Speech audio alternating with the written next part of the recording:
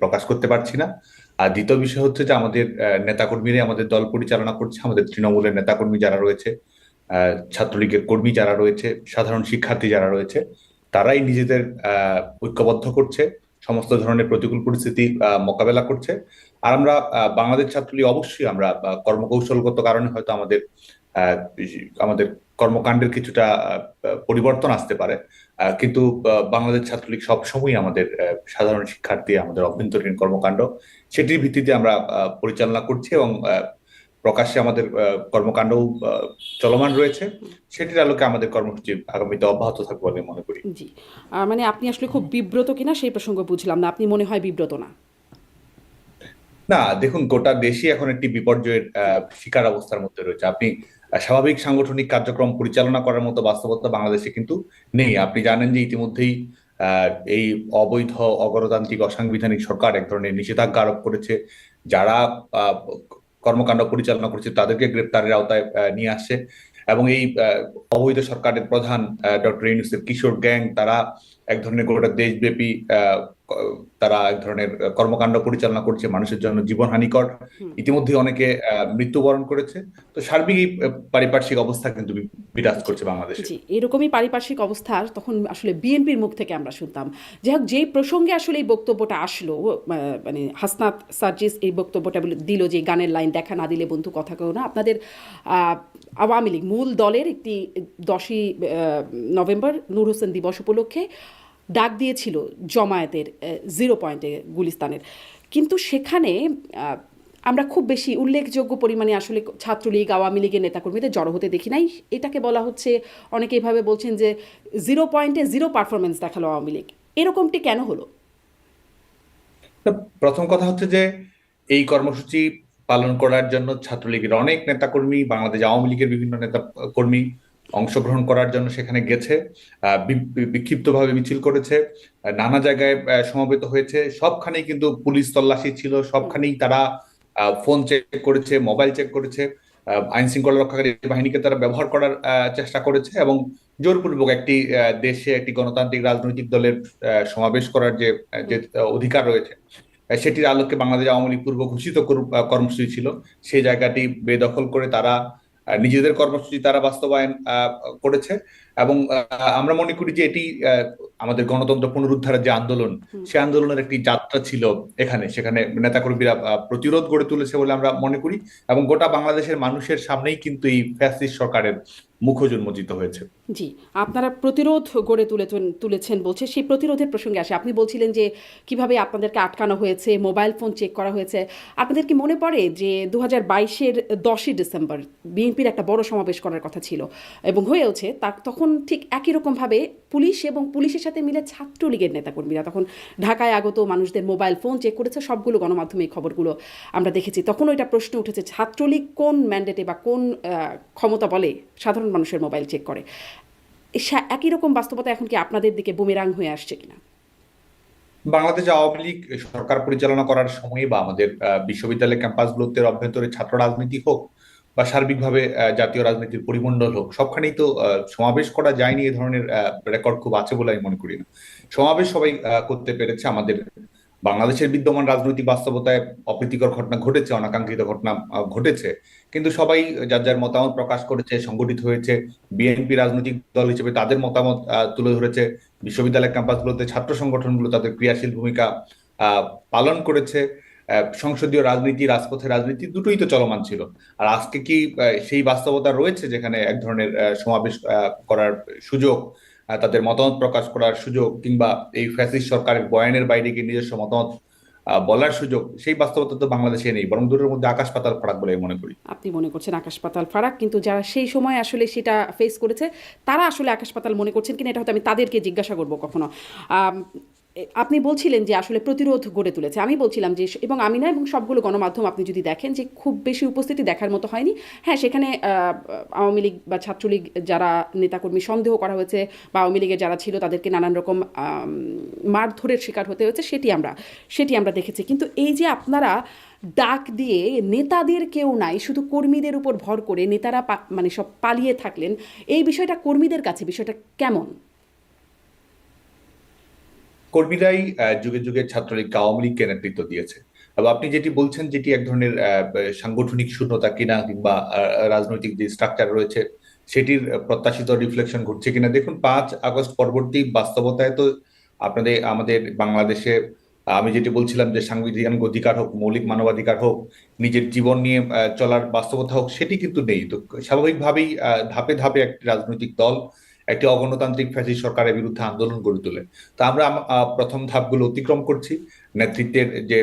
নেতৃত্বের সংযোগ তো অবশ্যই রয়েছে, এবং সেটির মাধ্যমে তো এই কর্মকাণ্ডগুলো পরিচালিত হচ্ছে, কোনো না কোনো ভাবে, কোনো না কোনো পর্যায়ে তো এটি সংগঠিত হচ্ছে, এবং সেটির আলোকেই তো আমাদের এই কর্মসূচিগুলো সাফল্যমণ্ডিত হচ্ছে। একই সঙ্গে আমরা এটিও দৃঢ়ভাবে বিশ্বাস করি যে আমাদের গোটা বাংলাদেশে গ্রামে গঞ্জে মফস্বলে যেসব নেতাকর্মীরা রয়েছে, তারা, আমরা সবসময় বলেছি, তারাই সংগঠনের প্রাণ, তারাই সংগঠনের মূল নেতৃত্ব দেয়, এবং তারাই সংগঠনের পথ নির্দেশ করে। যে সাংগঠনিক যে ধারাবাহিকতার ক্ষেত্রে বা সাংগঠনিক কাঠামোর ক্ষেত্রে যে শূন্যতা রয়েছে বলে বাইরে দৃশ্যমান হচ্ছে, সেটিও ক্রমান্বয়ে জি, কেটে যাবে কেটে বলে যাবে মনে হয়। বলছেন। নেতৃত্বের সংযোগ তো নিশ্চয়ই আছে, আপনি বলছেন। সেই নেতৃত্বের সংযোগের জায়গায় একটু জানতে চাই। আমরা দেখেছি যে সাবেক প্রধানমন্ত্রী আপনাদের দলের নেত্রী শেখ হাসিনা, তার কিছু ফোনালাপ ফাঁস হচ্ছে, এবং সেই ফোনালাপের মধ্যেও এই সংযোগের জায়গাটা আমরা দেখেছি। যাই হোক, আমি সেই সংযোগের জায়গাটি কিন্তু পরে আসি। প্রথমে একটু যেটি মানে আপনার কাছ থেকে জানতে চাই, স্পষ্ট হতে চাই, যে তার যে ফোনালাপগুলো লিক হচ্ছে, এগুলো কি আসলে লিক হচ্ছে অনুচিতভাবে, কেউ লিক করে দিচ্ছে, বিষয়টা কি এরকম, নাকি আসলে শেখ হাসিনা নিজেই লিক করছেন বা চাচ্ছেন বলেই লিক হচ্ছে, নাকি এআই দিয়ে? আপনারা আসলে কি জানেন?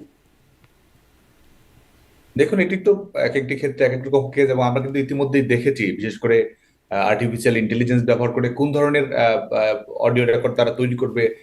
এই সরকারের নিজস্ব প্রয়োজনই, অবৈধ সরকার নিজস্ব প্রয়োজনই কিন্তু বিভিন্ন ধরনের অডিও রেকর্ড ছড়ানো, বিভিন্ন ধরনের গুজব ছড়ানো, মানুষের জনমতকে বিভ্রান্ত করা, এই ঘটনাগুলো কিন্তু অহরহই ঘটাচ্ছে। যে কারণে তারাই আসলে বলতে পারবে যে তারা কোন উদ্দেশ্য করছে, কেন করছে, সেটি তারাই বলতে মানে পারবে। কে করছে? দেখুন, আমরা কিন্তু স্পষ্ট করে বলছি যে এটি বিশেষ করে আর্টিফিশিয়াল ইন্টেলিজেন্সের ব্যবহার, জনমতকে বিভ্রান্ত করা, গুজব ছড়ানো, এবং এক ধরনের তথ্য সন্ত্রাসের আশ্রয় গ্রহণ করা, এগুলো এবং যে একটি রাজনৈতিক যখন কর্মসূচি ঘোষণা করা হয়, সেটিকে ব্যাহত করার জন্য বা সেটি সম্পর্কে বিভ্রান্তি ছড়ানোর জন্য এই অবৈধ সরকারি বিভিন্ন তাহলে কি ধরনের আপনি নিশ্চিত, কলাকৌশল বা আশ্রয়। আপনারা নিশ্চিত যেটা শেখ হাসিনার ফোনালাপ নয়?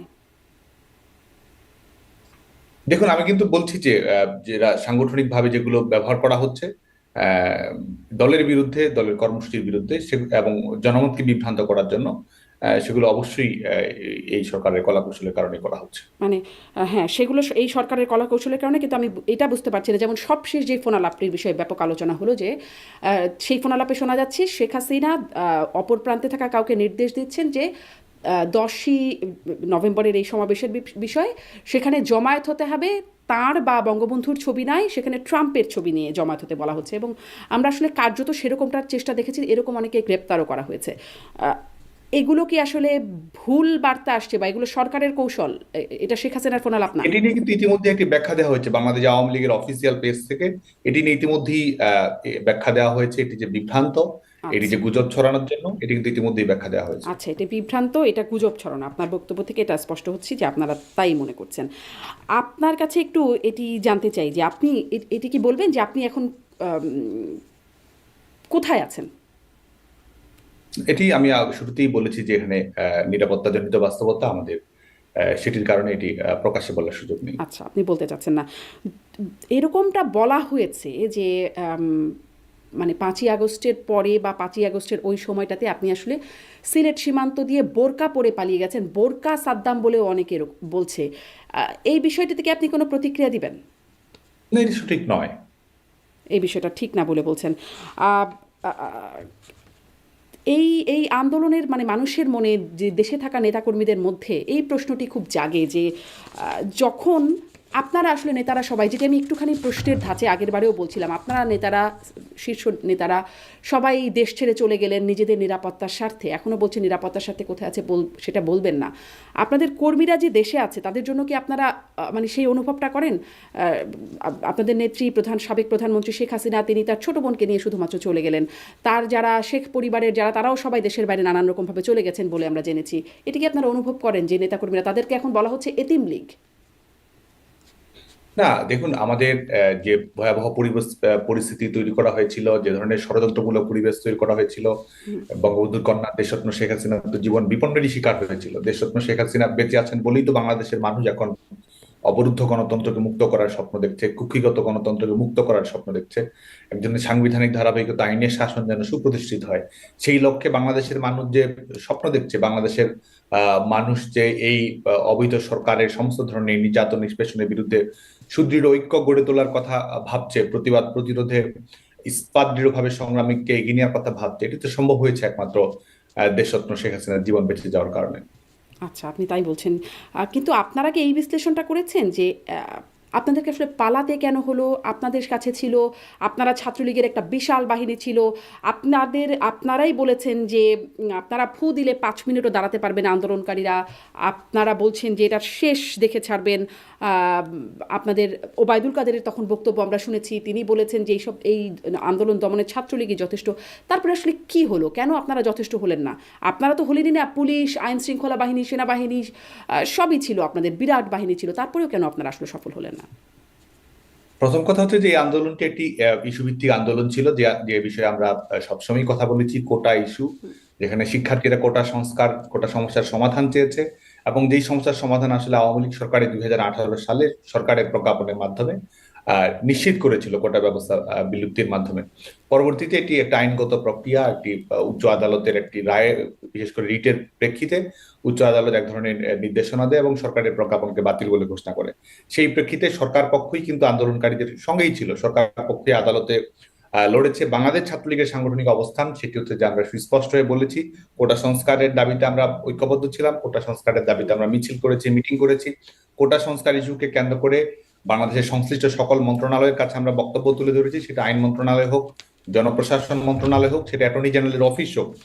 এবং শুধু তাই নয়, বাংলাদেশ ছাত্রলীগ কিন্তু কোটা সংস্কারকে কেন্দ্র করে ডোর টু ডোর ক্যাম্পেইন কর্মকাণ্ড দেশব্যাপী এটি আমরা চালু করেছিলাম। এটি অনুষ্ঠিত হয়েছে, যেখানে আমরা বলেছি যেহেতু এটি নিয়ে নতুন করে একটি জটিলতা তৈরি হয়েছে, এটি যেন একটি সুস্থায়ী, টেকসই এবং ইতিবাচক সমাধান নিশ্চিত করা সম্ভব হয়। সে লক্ষ্যে শিক্ষার্থীরা কোটা সংস্কার নিয়ে কি ভাবছে, এখানে অন্তর্ভুক্তির বিষয়টি কিভাবে হবে, কিভাবে একটি যৌক্তিক সমাধান তৈরি করা সম্ভব হয়, কোটা সংস্কার নিয়ে শিক্ষার্থীদের ভাবনা কি, সেই লক্ষ্যে কিন্তু আমরা অনলাইনে অফলাইনে সরাসরি মতামত গ্রহণ করেছি। আবাসিক হলগুলোতে শিক্ষার্থীদের কক্ষে আমরা গিয়েছি, সেখানে কোটা সংস্কার নিয়ে তাদের মতামত কি, সেই আলোকে কিন্তু আমরা সরকারের কাছে প্রস্তাবনা তুলে ধরেছি। এবং সেটির প্রেক্ষিতে আপনাদের সবাইকে আমরা যেটি মনে করিয়ে দিতে চাই, সেটা হচ্ছে যে আমাদের গোটা বাংলাদেশেই কিন্তু 11 জুলাই 2024 থেকে বাংলাদেশে কিন্তু কোনো কোটা কার্যকর ছিল না। যখন হাইকোর্টের রায়ের উপরে যখন স্ট্যাটাস কো প্রদান করা হয়, স্থিতাবস্থা প্রদান করা হয়, প্রকৃতার্থে বাংলাদেশে 11 জুলাই 2024 পরে কোনো কোটা কার্যকর ছিল না। 2018 সালের প্রজ্ঞাপন 2024 সালের 11 জুলাই থেকে কিন্তু পুনর্বহাল হয়। সে কারণে কিন্তু এটি সুস্পষ্ট যে আন্দোলনের যে সফলতা, এই আন্দোলনের যে হ্যাপি এন্ডিং হওয়ার কথা ছিল, এই আন্দোলনের যে এক্সিট হওয়ার কথা ছিল, সেটা কিন্তু 2024 সালের 11 জুলাইয়ের মধ্যে এটি সমাপ্ত হওয়ার কথা ছিল, কারণ শিক্ষার্থীদের ইস্যু ভিত্তিক সমস্যার সমাধান হয়েছে। পরবর্তীতে আপনারা যেটি সবার সামনেই অবলোকন হয়েছে, কোটা সমস্যার সমাধান এটি 11ই জুলাই কিভাবে। কি সাদ্দাম, নাকি ডেটটা আসলে 14ই জুলাই? না, 11 জুলাই, 11 জুলাই হাইকোর্টের রায়ের উপর স্থিতাবস্থা প্রদান করা হয়। 14 জুলাই আপনি যেটি বলছেন, হুম। এই কোটা সংস্কার ইস্যুকে কেন্দ্র করে একটি ভিন্ন খাতে প্রবাহিত করার জন্য রাজাকার ইস্যুটি সামনে নিয়ে আসা হলো। এবং আপনি দেখবেন যে 1 থেকে 14 তারিখ গোটা বাংলাদেশে কিন্তু রাজাকার ইস্যুটা শান্তিপূর্ণভাবেই। সামনে আসলে কে নিয়ে আসলো? হ্যাঁ, এটি তো ইতিমধ্যেই সবার কাছেই পরিষ্কার, বিশেষ করে বাংলাদেশের ছাত্র সমাজের কাছে এটি পরিষ্কার কিভাবে আহ, বঙ্গবন্ধু কন্যা দেশরত্ন শেখ হাসিনার হুম। বক্তব্যকে বিকৃত করা হয়েছে, বিভ্রান্তি ছড়ানো হয়েছে, এবং আন্দোলনকারীদের দিকে আন্দোলনকারীদের উস্কে দেওয়ার জন্য এই পরিবেশ পরিস্থিতি তৈরি করা হয়েছে 14 জুলাই বাংলাদেশের বিভিন্ন শিক্ষা প্রতিষ্ঠানে। এবং যারা আজকে তাদের মুখোশ উন্মোচিত করছে, তারা তাদের রাজনৈতিক পরিচয় সামনে নিয়ে আসছে, তখন তারা তাদের অরাজনৈতিক পরিচয় ছিল, এবং সেটির মাধ্যমে তারা এই এই রাজাকারের রাজনীতিকে এক ধরনের বৈধতা প্রদান করা, এক ধরনের উস্কানিমূলক পরিবেশ তৈরি করা এবং একটি শান্তিপূর্ণ পরিবেশ পরিস্থিতিকে একটি ভিন্ন খাতে কিন্তু ঠেলে আপনি দেওয়া, বলছেন যেটি উস্কানিমূলক সূচিত হয়েছিল পরিবেশটা 14 তৈরি জুলাইয়ের করলো মাধ্যমে। সেই আন্দোলনকারীরা, কিন্তু মানে সেই বক্তব্যটা খুব আলোচিত এবং সমালোচিত সাবেক প্রধানমন্ত্রী শেখ হাসিনার, যে আম, মুক্তিযোদ্ধাদের নাতিপুতিরা কোটা পাবে না তো কি রাজাকারের নাতিপুতিরা পাবে, মানে এই বক্তব্যটা শুনতে কি যারা আন্দোলন করছে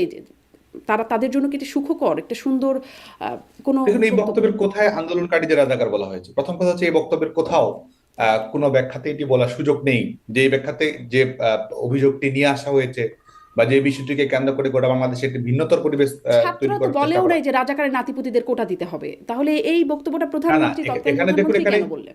শিক্ষার্থীদেরকে 11 তারিখের পরে যখন আদালতে রায় প্রদান করা হলো, তারপরে আন্দোলন কিন্তু একটি স্বাভাবিকভাবে শিক্ষার্থীদের অংশগ্রহণ কম এসেছিল, শিক্ষার্থীদের সন্তোষ ছিল। এরপরে এই ইস্যুটিকে ব্যবহার করে এক ধরনের এটি তো স্বাভাবিকভাবে এক ধরনের তথ্য বিকৃতি, সেটির মাধ্যমে শিক্ষার্থীদের রাজাকার বলা হয়েছে। এই বক্তব্য ব্যাপকভাবে না, কিন্তু প্রচারণা, কিন্তু শেখ হাসিনা তো অপকৌশলের এটি মাধ্যমে। বলেছিলেন, তাই না সাদ্দাম? এটি তো বলেছিলেন যে মুক্তিযোদ্ধাদের নাতিপুতিরা কোটা পাবে না তো কি রাজাকারের নাতিপুতিরা পাবে, এই বক্তব্যটি তো শেখ হাসিনার। না, এটির মাধ্যমে তো আন্দোলনকারীদের রাজাকার বলা হয়নি। এটির মাধ্যমে তো এটি একটি আলোচনার প্রেক্ষিতে, একটি প্রশ্নোত্তরের প্রেক্ষিতে এই ধরনের আলোচনাটি এসেছে। কিন্তু এটির মাধ্যমে শিক্ষার্থীদের রাজাকার বলা, শিক্ষার্থীদেরকে এই এই এই অভিযোগে অভিযুক্ত করা, এই ধরনের কোনো বক্তব্য তো আসেনি। তো এই বক্তব্যকে অবশ্যই ভুলভাবে উপস্থাপন করা হয়েছে শিক্ষার্থীদের সামনে। কিন্তু আমি সেটাই আসলে জিজ্ঞাসা করছিলাম যে এরকম একটি বক্তব্য শুনতে কেমন লাগে, যারা আসলে আন্দোলন করছেন তাদের জন্য এই বিষয়টা কেমন লাগে শুনতে, যে তারা তো আসলে রাজাকারের নাতিপুতিদের জন্য সাধারণ আন্দোলন করছে না শিক্ষার্থীরা কোটা নিয়ে। ইতিমধ্যেই সেটি অনুভব করতে শুরু করেছে। তারা যে বক্তব্যকে বিকৃত করা হয়েছে হুম। এবং এদের রাজনীতির যে মূল লক্ষ্য ছিল, এবং সেটি আজকে যখন তারা আমাদের মুক্তিযুদ্ধের অঙ্গীকারকে ভুলুণ্ঠিত করার চেষ্টা করছে, আজকে যখন তারা আমাদের সাংবিধানিক প্রস্তাবনাকে পাল্টে দেওয়ার চেষ্টা করছে, আজকে যখন আমাদের মুক্তিযুদ্ধের আইকনিক বিষয়গুলোকে তারা প্রতিস্থাপিত করার চেষ্টা করছে, সেটির মাধ্যমে এটি প্রতীয়মান হয় ইতিমধ্যেই যে তারা এই রাজাকারের ছুটিকে কিসের জন্য সামনে নিয়ে এসেছিল। জি। আহ, তারা কিসের জন্য, মানে আমি এইটাও আমি ঠিক বোঝার চেষ্টা করছিলাম যে তারা কিসের জন্য তারা ভুল বুঝলো। শেখ হাসিনা কেন রাজাকারের প্রসঙ্গটি আনলেন? শেখ হাসিনার এই বক্তব্যে আসলে যারা আন্দোলনকারী তাদের অনুভূতিতে কীভাবে আঘাত আনে, সেটি কি আপনারা কখনো বুঝবার চেষ্টা করেছেন কিনা? আমরা একটা সময় দেখেছিলাম যে আলোচনার জন্যও ডাকা হয়েছিল শিক্ষার্থীদের, কিন্তু আপনি কি মনে করেন না যে এটা আসলে খুব অনেক দেরি হয়ে গেছে, ততক্ষণে অনেকটা জল গড়িয়ে গেছে? শিক্ষার্থীরা কিন্তু আপনি জানেন যে আলোচনার যে প্রস্তাবনাটির কথা আপনি বলছেন, কিন্তু ধারাবাহিকভাবে অভ্যন্তরে হোক, পরোক্ষভাবে হোক, সেটি কিন্তু সেই প্রচেষ্টাটি সবসময় ছিল। হুম। বিশেষ করে যখন যারা দায়িত্বপ্রাপ্ত ছিলেন এই বিষয়ে শিক্ষার্থীদের সঙ্গে কথা বলার জন্য, কোর্টের রায় ঘোষিত হওয়ার আগে এবং পরে, তখন থেকে কিন্তু শিক্ষার্থীদের আলাপ আলোচনার মাধ্যমে এটির সমাধান এবং যেটির জন্য আহ, বিভিন্ন ধরনের প্রস্তাবনা, সেটি কিন্তু শিক্ষার্থীদের কাছে সবসময় প্রেরণ করা হয়েছে। না, তখন যদি আলোচনা হতো, শিক্ষার্থীরা যদি কথা বলতো, তাহলে তো আসলে এত দূর গড়াতো না। তখন তো কোনো আলোচনা ছিল না আসলে এই এই পর্যন্ত। তারপরে গিয়ে আমরা দেখেছি আইনমন্ত্রী আলোচনার জন্য প্রস্তাবনা দিচ্ছে, কিন্তু 9 তারিখ ছাত্রলীগের সাথে সংঘাত হয়ে গেল তার ওই আন্দোলন চলার একটা ঘটনা প্রবাহের মধ্যে। আমরা সেটি ক্যামেরার ফুটেজ বা পত্রিকার ফুটেজ সেগুলো আছে, আসলে দেখেছি আমরা কেন ছাত্রলীগ এরকম আক্রমণাত্মক ভূমিকায় গেল। না, 9 তারিখে কোনো ধরনের আক্রমণের ঘটনা ঘটেনি। আপনি আপনি কি মানে সবগুলো পত্রিকার ফুটেজগুলো দেখেছেন গণমাধ্যমে? হ্যাঁ, আমি দেখছিলাম, পত্রিকার খবর আমি দেখে একদম বলছি। বিবিসির খবর দেখে বলছি যে আসলে কোন কোন দিন কি কি হচ্ছে সেই ঘটনা প্রবাহগুলো হ্যাঁ, দেখছিলাম। আপনি দেখতে আচ্ছা, পারেন, আপনি ভুল ছাত্রলীগ কেন বলছেন। আসলে ছাত্রলীগ কেন আক্রমণমুখী হয়ে উঠলো বা আক্রমণাত্মক হয়ে উঠলো শিক্ষার্থীদের উপর? ছাত্রলীগ ওবায়দুল কাদের আক্রমণের কেন শিকার হয়েছে। বললেন যে দমন করার জন্য ছাত্রলীগে যথেষ্ট, মানে তাদের দমন করার জন্য কেন আপনারা নেমে গেলেন? দেখুন, আপনি তথ্যের একটু ভুল হচ্ছে। বাংলাদেশের এই কোটা সংস্কার ইস্যুকে কেন্দ্র করে আন্দোলনের সূচনা হয় 1 জুলাই থেকে, হুম। এবং 1 জুলাইয়ের পর থেকে ধারাবাহিকভাবে এটি হয়েছে এবং 14 জুলাই পর্যন্ত বাংলাদেশের কোথাও কোনো অপ্রীতিকর ঘটনা ঘটেনি। 11 জুলাই কোটা সমস্যার একটি তাৎক্ষণিক সমাধান যেটি সম্ভব ছিল, সেটি কিন্তু সম্ভব হয়েছে। হুম। প্রথমবারের মতো সংঘাতের ঘটনা ঘটে 15 জুলাই 2024। এবং আপনি জানেন যে 15 জুলাই বাংলাদেশ ছাত্রলীগের কর্মসূচি ছিল বিকেল 3টায়, এবং যারা যাদের সঙ্গে সংঘাত জড়িয়েছে হুম। পরবর্তীতে, এবং যারা সংঘাতের সূচনা করেছে, তারা তাদের তাদের সেদিন কিন্তু কোনো কর্মসূচি ছিল না। ভোরবেলা অকস্মাৎ ভাবে তারা কর্মসূচি ঘোষণা করে যে দুপুর 12টার দিকে তারা কর্মসূচি পালন করবে। বাংলাদেশ ছাত্রলীগ সে ব্যাপারেও সচেতন থাকার চেষ্টা করে, সজাগ থাকার চেষ্টা করে যে কোনো ধরনের, কারণ তারা চাচ্ছিল আগের দিনে যখন তারা রাজাকার স্লোগানটি সামনে নিয়ে এসেছে এক ধরনের একটি ইস্যু ভিত্তিক আন্দোলনকে ভিন্ন খাতে প্রবাহিত করার জন্য, বাংলাদেশ ছাত্রলীগ সেদিনও সচেতন ছিল। এবং তারা 12টার দিকে যখন সন্ত্রাস বিরোধী রাজু ভাস্কর্যের পাদদেশ ঢাকা বিশ্ববিদ্যালয়ে কর্মসূচি পালন করতে শুরু করেছে। আহ, সেখানে কিন্তু তারা শিক্ষার্থীদের উপস্থিতি কিন্তু একেবারেই কম ছিল, হুম। বিশেষ করে রাজাকারী বলার কারণে শিক্ষার্থীদের সঙ্গে তাদের ক্রমান্বয়ে কিন্তু দূরত্ব বাড়ছিল এবং শিক্ষার্থীরা কিছুটা বিরাগ ভাজন হচ্ছিল। এবং সেই কর্মসূচি তারা তাদের কর্মসূচি শেষ করার পরে বাংলাদেশ ছাত্রলীগ সন্ত্রাস বিরোধী রাজ্য ভাস্কর্যে বিকেল 3টা কর্মসূচি পালন করবে, এটি কিন্তু স্বাভাবিক একটি প্রক্রিয়া। এবং এটি আপনি একটি কর্মসূচি ঘোষণা করেছেন, আপনার একটি নির্দিষ্ট স্থানে আপনি কর্মসূচি দিয়েছেন, কর্মসূচি শেষ করে আপনি পরবর্তী দিনের কর্মসূচি কি হতে পারে না হতে পারে সেটি আপনি ঘোষণা করবেন, এটি কিন্তু স্বাভাবিক একটি প্রক্রিয়া। তো আমরা কিন্তু দীর্ঘ সময় ধরে অপেক্ষা করেছিলাম যে এই যারা তাৎক্ষণিকভাবে কর্মসূচি ডেকেছে কিংবা একটি পরিস্থিতি তৈরি করার জন্য যারা কর্মসূচি ডেকেছে তারা সংশ্লিষ্ট স্থানটি ত্যাগ করবে এবং বাংলাদেশ ছাত্রলীগ তাদের নিজস্ব কর্মসূচি পালন করবে। কোথাও যেন কোনো ধরনের অনাকাঙ্ক্ষিত ঘটনা না ঘটে, তাদের উস্কানিমূলক কর্মকাণ্ডে যেন বাংলাদেশ ছাত্রলীগ পা না দেয়, সে ব্যাপারে কিন্তু বাংলাদেশ ছাত্রলীগ সচেতন ভূমিকা পালন করার চেষ্টা করেছে। পরবর্তীতে কি হলো, আপনি এটি কিন্তু আমাদের বক্তব্য না, আপনি সেদিনের প্রথম আলোর হুম। যদি আপনি পত্রিকা দেখেন, আমরা প্রথম আলোর পত্রিকাটা আমি 16 জুলাই পাঠ করেছিলাম, যদিও পরবর্তীতে সেটি এডিট করে দেওয়া হয় সেখানে, এবং লাইভ রয়েছে অনেকগুলো পত্রিকার। 15 তারিখে সন্ত্রাস বিরোধী রাজ্য ভাস্কর্যের পাদদেশে কর্মসূচি 3:30 যখন বেজেছে, 3:30 4টা, তখন তারা সেখান থেকে রাজু ভাস্কর্য থেকে, আপনি জানেন ঢাকা, আমাদের ঢাকা বিশ্ববিদ্যালয়ের আবাসিক হলগুলোর অভিমুখে তারা যাত্রা শুরু করে। আমাদের বিজয় একাত্তর হল, বঙ্গবন্ধু হল, মুক্তিযোদ্ধা হল, কবি জসিমউদ্দিন হল প্রাঙ্গণে তারা রওনা দেয়। এবং যখন তারা রওনা দেয় সেই সন্ত্রাস বিরোধী রাজু ভাস্কর্য, তখন কিন্তু তারা দেশীয় অস্ত্র শস্ত্র, লাঠি ছোটা অনেক কিছু নিয়ে কিন্তু তারা সেদিন হলগুলোর অভিমুখে রওনা দিয়েছিল। এবং সেখানে তারা হলগুলোতে গিয়ে তারা ভাঙচুর করে, হলগুলোতে গিয়ে তারা নিরাপত্তারক্ষী, সাধারণ শিক্ষার্থী এবং ছাত্রলীগের যেসব কর্মী তারা সেদিন বাংলাদেশ ছাত্রলীগের কর্মসূচিতে আসার জন্য প্রস্তুতি গ্রহণ করছিল, এবং তাদেরকেও কিন্তু মারধর গ্রহণ করা হয়। বিজয় একাত্তর হলে প্রথম ঘটনা ঘটে, বিজয় একাত্তর হলে ছাত্রলীগের কর্মীরা আক্রমণের শিকার হয়, এটি হচ্ছে 15 জুলাইয়ের ঘটনা। আচ্ছা। শুধু তাই নয়, এলোপাথারি তো ভাবে পনেরো শিক্ষার্থীদের উপর জুলাই আক্রমণ আপনারা আক্রমণের শিকার হলেন, তারপরে 16 জুলাই আপনাদের কর্মকাণ্ডের সমালোচনা করে আপনাদের দলের 124 জন মানে ছাত্রলীগের 124 জন বিভিন্ন বিশ্ববিদ্যালয় তারা পদত্যাগ করলো আপনাদের মানে আক্রমণাত্মক ভূমিকার সমালোচনায়। আমি আমি শেষ করছিলাম 15 জুলাইয়ের ঘটনা প্রবাহ। স্বাভাবিকভাবেই যখন আপনি এক ধরনের উস্কানিমূলক ঘটনা ঘটাবেন, স্বাভাবিকভাবে একটি সংগঠন যখন আক্রমণের শিকার হবে, এবং বেধড়ক মারধরের শিকার হয়েছিল, আপনি ইউটিউবে সার্চ দিলেই সেটি পাবেন, নিউজ লিঙ্কগুলোতে হুম। সেটি পাবেন, বাংলাদেশ ছাত্রলীগের কর্মীরা বিজয় একাত্তর হলে কিভাবে আক্রমণের শিকার হয়েছিল। এবং যখন এই ধরনের ঘটনাগুলো ঘটছিল, আমরা কিন্তু সুস্পষ্ট হয়ে বুঝতে পারছিলাম যে এক ধরনের পরিস্থিতিগত সুযোগ নেওয়ার জন্য, এক ধরনের উস্কানিমূলক পরিবেশ সৃষ্টি করার জন্য তারা সেটি করার চেষ্টা করছে। বাংলাদেশ ছাত্রলীগ সেদিনও সংঘর্ষ এড়িয়ে যাওয়ার জন্য চেষ্টা করেছে। এবং তারা যখন, শুধুমাত্র তাই নয়, পরবর্তীতে টিএসসি তে গিয়ে মাইকিং করে শিক্ষার্থীদেরকে সেখানে নিয়ে আসার, তৈরি করার চেষ্টা করে। আপনি দেখুন সেখানে তো বিজয় একাত্তর হল বা বঙ্গবন্ধু হল কিংবা মুক্তিযোদ্ধা হলে যাওয়ার তো কোনো প্রশ্নই ছিল না, সেটি তাদের কোনো ঘোষিত কর্মসূচি ছিল না। তারা উস্কানিমূলক কথাবার্তা বলেছে, জোরপূর্বক আক্রমণ করেছে, এবং পরবর্তীতে আমরা দেখতে পাই যে সেটিকে কেন্দ্র করে গোটা বাংলাদেশে তারা এই আন্দোলনকে এক ধরনের সহিংসতার দিকে তারা ঠেলে দিয়েছে। জি, আপনি ভিডিও ফুটেজগুলোর কথা বলছেন, আমরা আসলে ঠিক উল্টা ভিডিও ফুটেজগুলোও দেখেছি এবং তার প্রেক্ষিতে জিজ্ঞাসা করছিলাম আপনাদের নেতাকর্মীরা 16 জুলাই 124 জন পদত্যাগ করেছিল, মানে ফেসবুকে স্ট্যাটাস দিয়ে জানিয়েছিল যে তারা ছাত্রলীগের কর্মকাণ্ডের সাথে নাই, তারা এই কর্মকাণ্ডকে বর্বরচিত বলে মন্তব্য করছে। আপনারা এটি এখন সঠিক নয়, এই ব্যাপারে বাংলাদেশ ছাত্রলীগের পক্ষ থেকে আমরা কিন্তু বিবৃতি দিয়েছিলাম। কিছু ঘটনা ঘটেছে আপনি যেটি বলছেন, বাংলাদেশ ছাত্রলীগের পক্ষ থেকে আমরা কিন্তু এটি পরিষ্কার করেছিলাম, 16 জুলাই আমরা পরিষ্কার করেছিলাম যে এ ধরনের কোনো ঘটনা ঘটেনি। অল্প কিছু, আপনি যেটি বলছেন সংখ্যার কথা, সেটি কিছু কিছু মাত্রায় ঘটেছে। একটি ছাত্র জি, সংগঠন এবং একদম আমাদের নাম ধরে এবং তরুণদের তাদের কি সংগঠন, কি সেখানে স্ট্যাটাস তরুণদের। সেই বক্তব্যগুলোও এসেছে, আপনি যদিও অস্বীকার করছেন। মানে আপনি বলছেন আপনি সচেতন বা আপনারা সচেতন ছিলেন সেদিন। কিছুদিন আগে সাবেক পররাষ্ট্রমন্ত্রী এবং সাবেক তথ্যমন্ত্রী ডক্টর হাসান মাহমুদের একটি সাক্ষাৎকার একটি টেলিভিশন চ্যানেলে আমরা দেখেছি, সেখানে তিনি বলছেন যে এটি 5ই আগস্টের এই ঘটনাটা একটা ষড়যন্ত্রের অংশ, দেশীয় আন্তর্জাতিক, এবং তারা এই ষড়যন্ত্র সম্পর্কে, মানে আপনারা এই ষড়যন্ত্র সম্পর্কে ওয়াকিবহাল ছিলেন। আপনিও বলছেন যে আপনারা সচেতন ছিলেন। এত সচেতন বা ষড়যন্ত্র সম্পর্কে জানা সবকিছু সত্ত্বেও কখন গিয়ে আসলে এই বিষয়টাতে আপনাদের পালাতে বাধ্য হলেন আপনারা, কখন গিয়ে পরিস্থিতি এমন হয়ে গেল, ঠিক কোন মুহূর্ত থেকে? দেখুন, আমরা শুরু থেকেই যেটি বলছি যে কোটা ইস্যুর একটি শান্তিপূর্ণ সমাধান, ইস্যু ভিত্তিক সমাধান, এবং শিক্ষার্থীদেরকে কেউ যেন ব্যবহার না করতে পারে সে লক্ষ্যে কিন্তু বাংলাদেশ ছাত্রলীগ এবং সরকার আন্তরিকতার সঙ্গে ভূমিকা পালন করার চেষ্টা করছে। আপনি দেখবেন 16 তারিখে, 15 তারিখে এই সহিংসতামূলক, 14 তারিখে এই ধরনের উস্কানিমূলক স্লোগান, 15 তারিখে এক ধরনের সহিংসতামূলক পরিবেশ পরিস্থিতির সূচনা, এবং পরবর্তীতে আমরা দেখতে পাই যে 16 তারিখ থেকে শুরু করে ধারাবাহিকভাবে আহ, আহ, দেশীয় অস্ত্রশস্ত্র নিয়ে অবস্থান করা, প্রশিক্ষিত ক্যাডারদেরকে ব্যবহার করা, এবং যারা বিভিন্ন মৌলবাদী সংগঠন, ধর্মীয় ধর্মান্ধ সংগঠনের সঙ্গে সম্পৃক্ত রয়েছে তাদেরকে লেলিয়ে দেয়া এবং সেটির মাধ্যমে আইন শৃঙ্খলা রক্ষাকারী বাহিনীর উপরে আক্রমণ করা এবং এক ধরনের লাশের রাজনীতি কায়েম করা এবং সেই লাশের দায় সরকারের উপর চাপিয়ে দেয়া।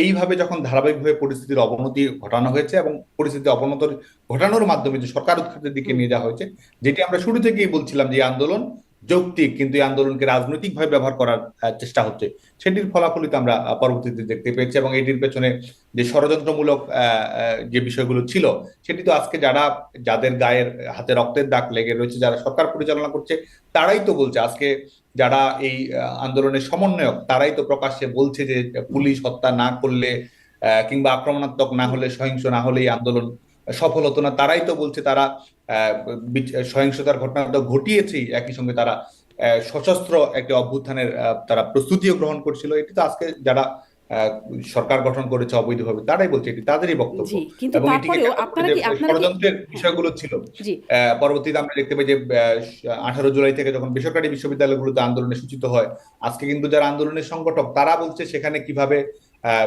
বিভিন্ন বিভিন্ন অন্যান্য শিক্ষার্থী যারা রয়েছে, সেটি মাদ্রাসার শিক্ষার্থী হোক, অন্যান্য জায়গার শিক্ষার্থী হোক, তারা কিভাবে পোশাক বদল করে সে আন্দোলনের অভ্যন্তরে তারা প্রবেশ করেছিল, কি ধরনের অস্ত্র তারা ব্যবহার করেছিল। আজকে সেখানে পুলিশের কোনো উপস্থিতি নেই, সেখানে অন্যান্য সংগঠনের কোনো নেতাকর্মীদের উপস্থিতি নেই, শিক্ষার্থীরা মিছিল করছে, সেই মিছিল থেকে কেউ কেউ আহ, গুলি গুলির মাধ্যমে মৃত্যুবরণ করছে, আজকে বারান্দায় মৃত্যুবরণ করছে, ছাদে মৃত্যুবরণ করেছে। এই যে হুম। ঘটনাগুলো ঘটেছে, এটির পেছনে কারা জড়িত এবং কাদের ঘাড়ে বন্দুক রেখে কে আসলে ক্ষমতায় যাওয়ার পথটি প্রশস্ত করলো, এটি কিন্তু ইতিমধ্যেই আরো বেশি প্রকাশিত হতে শুরু করেছে।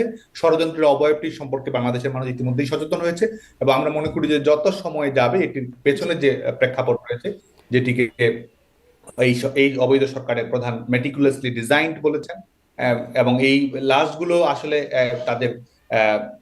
তাদের মাধ্যমেই ঘটানো এবং সেটির মাধ্যমে তারা একটি জি, আপনি প্রেক্ষাপট তৈরি বলছেন যে করেছে, পেছনে কারা এটি জড়িত সেটি প্রমাণিত। বেরিয়ে আসবে, বেরিয়ে আসতে শুরু করেছে, বেরিয়ে আসবে, কিন্তু যেটি আমরা প্রকাশ্যে দেখেছি সেটিকে কি করে আপনারা অস্বীকার করবেন? সব কিছু বাদ দিয়েও যদি বলি, সেই পুলিশ অফিসারের স্বরাষ্ট্রমন্ত্রীর সাথে কথোপকথন, যেখানে তিনি রিপোর্ট করছেন স্বরাষ্ট্রমন্ত্রীকে যে সমস্যা হচ্ছে একটাকে মারি, একটাই মরে একটাই যায়, বাকিরই থাকে, বাকিরই যায় না।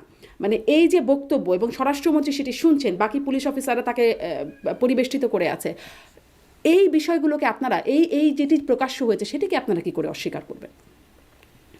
দেখুন, আমরা এই 15 জুলাই থেকে বাংলাদেশে 5 আগস্ট, পরবর্তীতে 15ই আগস্ট পর্যন্ত কি ঘটেছে না ঘটেছে, এটি নিয়ে ইউএন ফ্যাক্ট ফাইন্ডিং কমিটিও কাজ করছে এবং সরকারের পক্ষে সে অবস্থানটি কি ছিল, সরকারের কি কোনো আমরা আমরা যখন দেখতে পাই যে সেটি স্বাধীন বিচার বিভাগীয় তদন্ত কমিটি গঠন করা হয়েছিল, জাতিসংঘকে তদন্ত করার আহ্বান জানানো হয়েছিল এবং এই ঘটনায় এই হত্যাযজ্ঞের সঙ্গে কারা সম্পৃক্ত রয়েছে হুম। সেটি যেন বের না হতে পারে।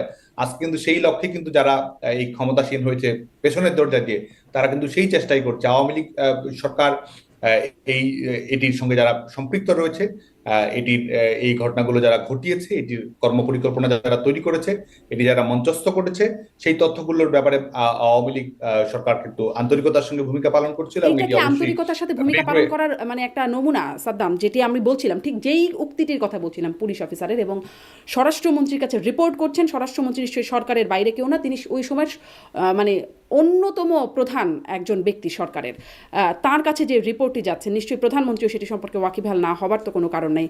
এবং প্রধানমন্ত্রী 5ই আগস্টে তার যে বক্তব্যের যেই বিষয়টি বাইরে পরবর্তীতে এসেছে, যে তিনি সেনাবাহিনী প্রধানকে বলছেন, সব বাহিনী প্রধানদের নিয়ে বসে তিনি বলছেন পুলিশ তো পারছে, আপনারা পারছেন না কেন, এরকম বক্তব্য আসছে। আর গণমাধ্যমে তো সেটি আমরা প্রকাশ্যেই দেখেছি, পুলিশ অফিসার স্বরাষ্ট্রমন্ত্রীকে এই রিপোর্টটি করছেন যে এটা হচ্ছে সমস্যা, একটাকে মরলে একটাই মরে একটাই যায়, বাকিরই থাকে। তাহলে আসলে সরকারের ভূমিকা কিভাবে গ্রহণযোগ্য ভূমিকা বলবেন আপনি? দেখুন, সরকার সহিংসতা এড়ানোর জন্য সকল ধরনের ব্যবস্থা গ্রহণ করেছিল এবং মানুষের জানমালের নিরাপত্তা, জীবনের নিরাপত্তা নিশ্চিত করা। আমরা সুস্পষ্টভাবে বলছি, এই হত্যাকাণ্ডগুলোর সঙ্গে যারা সম্পৃক্ত রয়েছে তারাই কিন্তু আজকে ক্ষমতা দখল করেছে। এবং এটি এটি তো 5ই আগস্টের প্রেক্ষিতে সরকারকে, 5ই আগস্টের প্রেক্ষিতে তো সরকারকে উৎখাত করা হয়েছে, তো স্বাভাবিকভাবে সরকারের যে আইনানুগ প্রক্রিয়া, বিচারিক প্রক্রিয়া, তদন্তের প্রক্রিয়া, সেগুলো তো বের হয়ে আসার সুযোগ আর হয়নি। বরং এই সরকার ক্ষমতায় এসে কি করছে, আপনি তো সেটি অবলোকন করবেন যে সরকার কি বিচারিক প্রক্রিয়া বা এই বিষয়টির প্রকৃত তথ্য উন্মোচিত হোক সেটি চাচ্ছে। এই সরকার যদি সেটিই চাইতো, যেটি আহ, এই অবৈধ সরকারের প্রধান যখন ঘোষণা দিল যে সকল প্রক্রিয়া বিচারিক আওতায় হুম নিয়ে আসা হবে, তিনি যখন নিউ ইয়র্কে একটি সাক্ষাৎকারে বললেন, পরবর্তীতে আমরা দেখতে পেলাম যে এই ঘটনাকে এক ধরনের ইন্ডেমনিটি প্রদান করা হচ্ছে। যারা এটি হত্যাকাণ্ডের সঙ্গে সম্পৃক্ত, যারা আন্দোলনকারী, যারা এই ধরনের ঘটনাগুলো ঘটিয়েছে, তাদেরকে আপনি বিচারিক আওতায় নিয়ে আসতে পারবেন না, কোনো আইনগত হুম প্রশ্ন তাদের তুলতে পারবেন না, কোনো আদালতে তারা এই বিষয়ে প্রশ্ন তোলা যাবে না। তো এই হচ্ছে বাংলাদেশের বাস্তবতা। আপনি সরকারিভাবে আপনি জি প্রজ্ঞাপন দিচ্ছেন, সরকারিভাবে জি আপনি জি নির্ধারণ করে সাদ্দাম, দিচ্ছেন এই যে কাদের প্রশ্নটি নিয়ে বিচারে আমি কি আমি করা আমার যাবে। যখনই সুযোগ হয়েছে যে কিভাবে ইন্ডেমনিটি দেওয়া হয়, সেটা আমি এই সরকারের যারা ব্যক্তিত্ব আছেন বা এই সরকারপন্থী যারা আছেন তাদেরকে আমি বারবার এই বিষয়টা নিয়ে জিজ্ঞাসা করছি যে এই ইন্ডেমনিটিটা কিভাবে বা কতটুকু যৌক্তিক হয়। কিন্তু আপনি বলবেন আপনাদের সময় যে সরকার ছিল সেই সরকারের ভূমিকাটা কিভাবে আপনারা গ্রহণযোগ্য মনে করছেন। আমি বারবার বলছিলাম সেই উক্তিটির কথা, আমি বলছি পুলিশ ভ্যান থেকে কিভাবে ফেলে দেওয়া হচ্ছে, পুলিশ কিভাবে ভ্যান দিয়ে পিষে মারছে মানুষকে, এই ধরনের ভিডিও তো সেই সময়, মানে সেই সময় গণমাধ্যমে সেই আমরা সময়ের দেখেছি। ভিডিওতেও আপনি সেটি দেখতে পাবেন যে পুলিশের আমাদের বিশেষ করে বাংলাদেশে কয়টি থানা আক্রমণের শিকার হয়েছে, পুলিশকে কিভাবে পিটিয়ে মারা হয়েছে, এটা ঝুলিয়ে পরবর্তী মারা ঘটনা, হয়েছে। এটা একটি পরবর্তী ঘটনা সাদ্দাম, একটি হ্যাঁ, একটি থানার নিন্দনীয় অভ্যন্তরীণ ঘটনা ঘটেছে। পরবর্তী ঘটনা নয়, এটি একটি পরবর্তী ঘটনা নয়, এটি পূর্ববর্তী ঘটনাই। কিভাবে থানার অভ্যন্তরে একই দিনে একই সঙ্গে 13 জন পুলিশকে নির্মমভাবে হত্যা করা হয়েছে, পুড়িয়ে দেওয়া হয়েছে।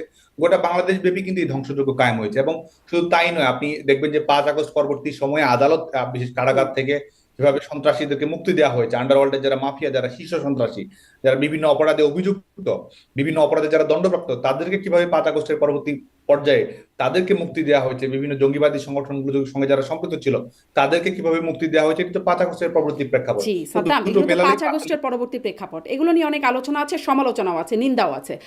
আমি বলছি যে যেই পরিস্থিতির কারণে আপনাদের এমন পরিণতি হলো সেটি নিয়ে কি আপনারা বিশ্লেষণ করেন যে এই সরকার, আপনি বলছেন পরবর্তী সরকারের ভূমিকা দেখেন, ইন্ডেমনিটি দেখেন, হ্যাঁ সেগুলো আমরা দেখছি, কিন্তু তার আগে সেই সময় স্বরাষ্ট্রমন্ত্রী না কি না, ভূমিকা পরবর্তী নিলেন? সরকারের ভূমিকা দিয়েই তো আপনি বর্তমান অবস্থা, পরবর্তী সরকার তো আর নতুন কোনো কিছু নিয়ে উদ্যোগ গ্রহণ করছে না। এই যে ইন্ডেমনিটি দিচ্ছে, এই যে আসামিরা মুক্তি পাচ্ছে, এটি তো পরবর্তী সরকারের পরবর্তী কোনো বিষয় নিয়ে প্রতিক্রিয়া নয়, এটি তো পরবর্তী সরকারের পূর্ববর্তী একটি বিষয় নিয়ে প্রতিক্রিয়া। তো এটির মাধ্যমে তো কি ঘটনা ঘটিয়েছে সেটি আপনি একটি ব্যাখ্যা অবশ্যই এখান থেকে সুস্পষ্টভাবে তৈরি হয়। জি, কিন্তু কিন্তু সেই সময় যেই বিষয়গুলো হলো সেগুলোর ব্যাখ্যা কি মানে গ্রহণযোগ্য হয় না, স্পষ্ট হয় না? সেই সময় সেই মানুষ, সময়ের ব্যাখ্যাই সেই তো সময় বর্তমান মানুষ সরকার যা দিচ্ছে। দেখেছে, না সেটি তো এখন আপনি বলছেন যে ইন্ডেমনিটি দিচ্ছে, সেটির একটা সমালোচনা আছে।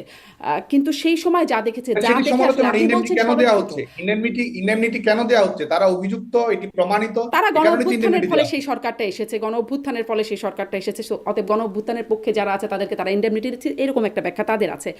কিন্তু ওই সময়ে যা হয়েছে, যার প্রেক্ষিতে আসলে সাধারণ মানুষের আবেগে লেগেছে, এবং শুধুমাত্র আপনি বলছেন মৌলবাদী শক্তি হয়তো ছিল, তারাও ছিল, কিন্তু তার বাইরে একদম আপামর জনতা যখন রাস্তায় নেমে আসলো, আপনারা কি এটি অনুভব করেছেন যে এই বিষয়গুলো, পুলিশের এই বক্তব্যগুলো বা এই কার্যকলাপগুলো, স্বরাষ্ট্রমন্ত্রীর এমন অবস্থান বা প্রধানমন্ত্রীর, তৎকালীন প্রধানমন্ত্রীর এমন অবস্থান এর পেছনে? না, সরকার সহিংসতা এড়ানোর জন্য সব ধরনের প্রচেষ্টা অব্যাহত রেখেছিল। এবং আমি সুস্পষ্টভাবে আমরা যেটি মনে করি, এবং ইতিমধ্যে এই সরকারের কর্মকাণ্ডে যেটি প্রমাণিত হয়েছে, এই মৃত্যুগুলোর দায়ভার তাদেরকেই বহন করতে হবে যারা এটির সঙ্গে সম্পৃক্ত।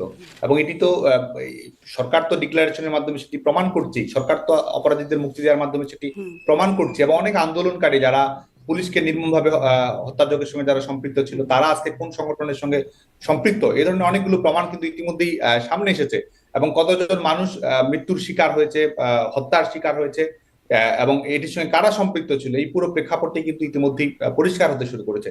বাংলাদেশ আওয়ামী লীগের সরকার বরং এই কোনো ধরনের সহিংসতার ঘটনা যেন না ঘটে সে ব্যাপারে আন্তরিকতার সঙ্গে ভূমিকা পালন করার চেষ্টা করছে। জি, আপনি যে বক্তব্যটা দিচ্ছেন, মানে দেশের অনেক নেতাকর্মী বা যারা আওয়ামী লীগের সমর্থক এমন অনেকের সাথে কথা বলা, বা এমনকি অন্য দলের তাদের সাথে অনেকের সাথে কথা বলার সুযোগ হয়। আপনাদের কোনো অনুতপ্ত না, মানে অনুতাপ বা রিগ্রেট আপনাদের মধ্যে কাজ করে না? এটা কি দেশের মানুষের জন্য খুব ভালো বার্তা দেয়? সেটি দেশের মানুষই নির্ধারণ করবে। দেশের মানুষের আজকে যেমন এক ধরনের টেন্ডার গ্রহণ করা হয়েছে, যে কোনো ঘটনা ঘটিয়ে দেশের মানুষের উপর চাপিয়ে দেওয়া হচ্ছে, ছাত্র জনতা এটি চায়, এ ধরনের একটি বয়ান আজকে তৈরি করা হচ্ছে। প্রত্যেকটি রাজনৈতিক দলের কর্মকাণ্ডে, বাংলাদেশ ছাত্রলীগের কর্মকাণ্ডও যদি দেখি, তো অবশ্যই ত্রুটি বিচ্যুতি থাকে, সীমাবদ্ধতা থাকে, হুম সেগুলো অতিক্রম করার প্রচেষ্টা থাকে। কিন্তু তার মানে এই নয় যে যেই দায় আমাদের নয় সেই দায় আমাদেরকে গ্রহণ করেই প্রমাণ করতে হবে যে আমাদের সদিচ্ছা রয়েছে।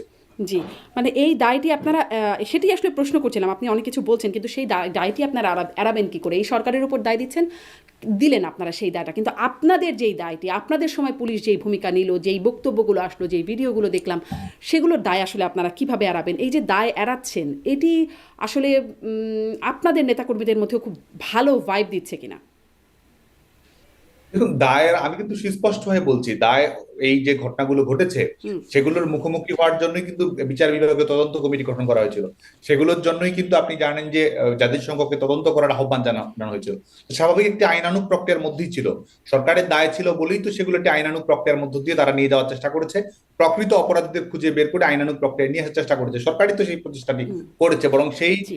প্রকৃত অপরাধীদের বের করার প্রচেষ্টাকে ব্যাহত করার জন্যই যে পরবর্তী যে পদক্ষেপগুলো সেগুলো গ্রহণ করা হয়েছে। এখনো সরকারের বয়ানটা আপনি শুনবেন, একদম আইনানুগ প্রক্রিয়ায় সবকিছু করা হচ্ছে। সরকার ঠিক এই ভাষাটাই, আইনানুগ প্রক্রিয়ায় আইনের শাসন কায়েম করা, গণতন্ত্র কায়েম করা, এগুলোই এখনো আপনি কি আসলে। মনে করেন যে ইনডেমনিটি দেওয়া এক ধরনের আইনের শাসন? আপনি কি মনে করেন যে অপরাধীদের যে কারাগার থেকে মুক্তি দেওয়া হয়েছে না, এগুলো আইনের আপনি যদি শাসন? আমাকে ব্যক্তিগতভাবে জিজ্ঞাসা করেন, ইনডেমনিটি বিষয়টা আমার কখনোই কোনো সময় পছন্দের কিছু ছিল না। একটা ঘটনা ঘটলে সেটির বিচার করতে হবে, কিন্তু সেটির বাইরে আমরা যেটা দেখেছি সেটি আপনি কি করে অস্বীকার করছেন, আমি এই বিষয়টা ঠিক বুঝতে পারছি না।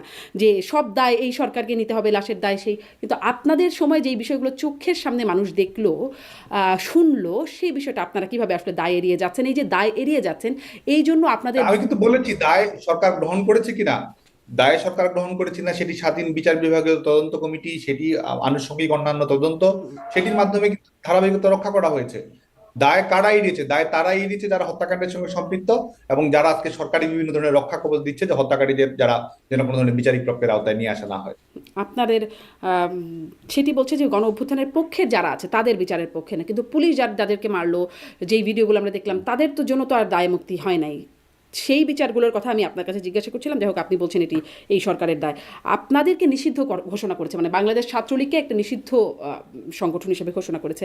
এর জন্য যে অভিযোগগুলো আপনাদেরকে দেওয়া হচ্ছে যে আপনাদের এই 15 বছরে আপনাদের হত্যা, টেন্ডারবাজি, সিট মানে বাণিজ্য ইত্যাদি নানান রকম অভিযোগ আপনারা নিশ্চয়ই দেখেছেন সেই প্রজ্ঞাপনটি। এবং এবং সেই 15 জুলাই থেকে আপনাদের যে ভূমিকা, সেই ভূমিকার জন্য আসলে দুটি স্পষ্ট করে কারণ হিসেবে আপনাদেরকে নিষিদ্ধ ঘোষণা করা হচ্ছে। আসলে এই ঘোষণা মানে আপনাদের সাথেও যখন সামনাসামনি কথা হতো তখন বারবার এই প্রশ্নটাই করতাম। বিভিন্ন সময় ছাত্রলীগের অপকর্মের কারণে ছাত্রলীগের নেতাকর্মীদের সাথে কথা বলতাম আমরা। এই বিষয়গুলো আসলে আপনারা কিভাবে অস্বীকার করেন আপনাদের অতীতের এই অপকর্ম? মানে এই অপকর্মের কারণে আমরা দেখেছি আপনাদের শোভন রাব্বানীকে বহিষ্কারেরও ঘটনা ঘটেছে। আমরা দেখেছি 2009 সালে এমনকি আপনাদের সাংগঠনিক পদ থেকে সরে দাঁড়িয়েছিলেন আপনাদের নেত্রী শেখ হাসিনা, তখন বিরক্ত হয়ে। আপনারা আসলে কিভাবে নিজেদের দায় খণ্ডান? বাংলাদেশ ছাত্রলীগ বাংলাদেশের শিক্ষা প্রতিষ্ঠানগুলোতে বাংলাদেশের ছাত্র রাজনীতির যে ধারাবাহিকতা ছিল সেখান থেকে অবশ্যই বের হয়ে এসেছে এবং গত 15 বছরে ছাত্র রাজনীতিতে অনেক ইতিবাচক উপাদান তৈরি করেছে। বাংলাদেশের শিক্ষা প্রতিষ্ঠানগুলো সেশনজট মুক্ত হয়েছে, সন্ত্রাস মুক্ত হয়েছে। এটি সম্ভব হয়েছে এক ধরনের ইতিবাচক রাজনীতি এবং সরকারের আন্তরিকতার কারণে এটি সন্ত্রাসমুক্ত সম্ভব হয়েছে। হয়েছে? সাদ্দাম কিভাবে হ্যাঁ, সন্ত্রাসমুক্ত অবশ্যই। হয়েছে? আবরারকে অবশ্যই মারার মতো সন্ত্রাস মুক্ত ঘটনা হয়েছে। ঘটে যায়। এরকম শিবির ভেবে আপনারা যাকে তাকে মারেন, ছাত্রলীগের দেখুন, এই নেতাকর্মীরা। প্রত্যেকটি ঘটনার বিচারিক প্রক্রিয়া সম্পন্ন হয়েছে।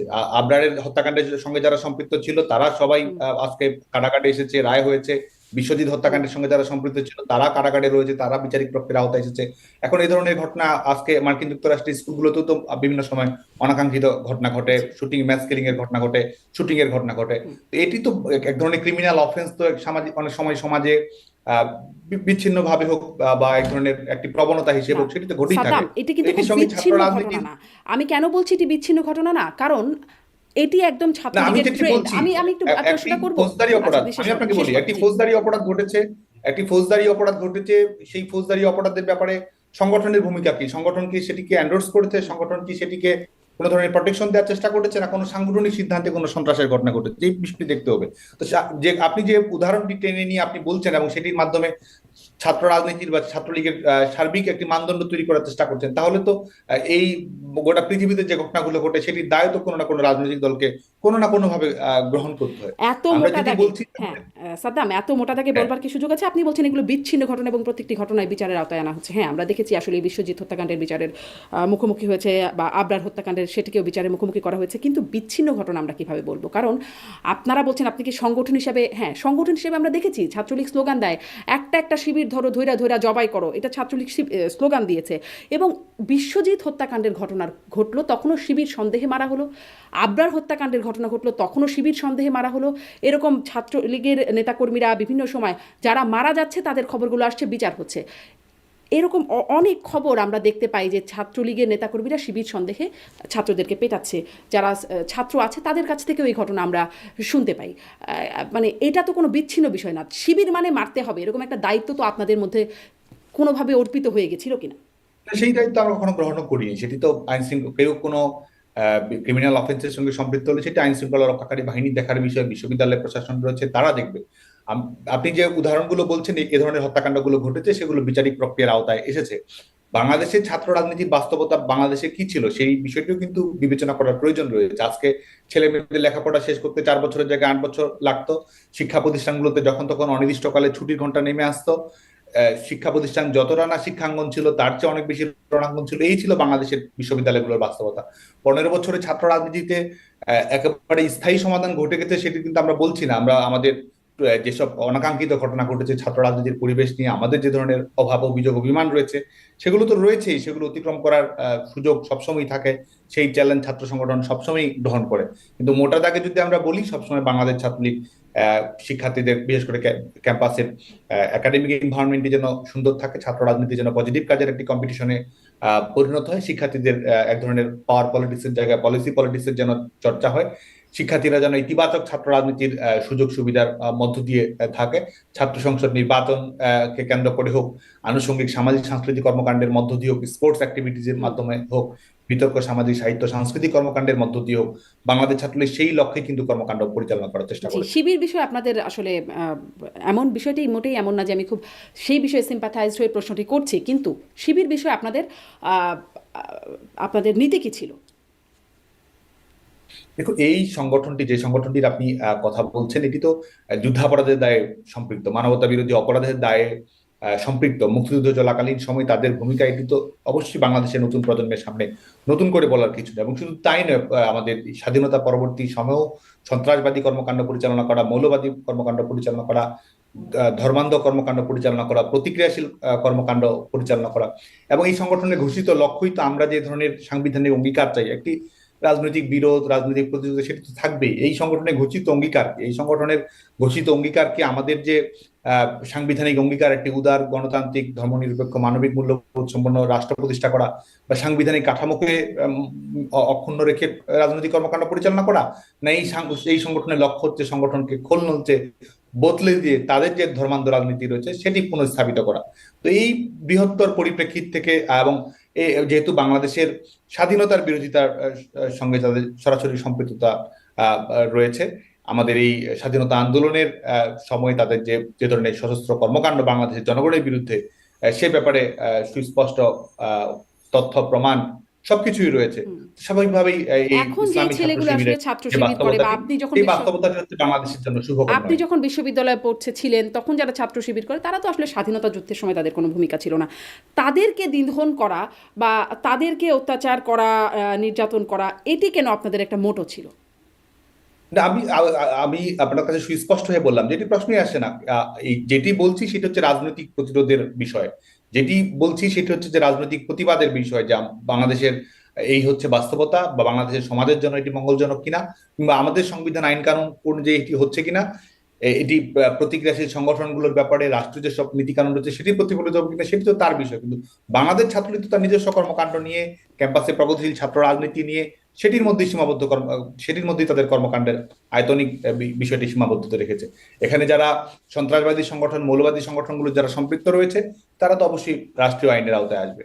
জি, তারা রাষ্ট্রীয় আইনের আওতায় আসার আগেই মানে আপনাদের কাছে একটা আইনের আওতায় চলে আসতো, সেটাই আমরা বরাবর দেখে আসছি, আলোচনাও হয়েছে এই বিষয়ে, এবং একই একই রকম ঘটনা বারবার ঘটেছে।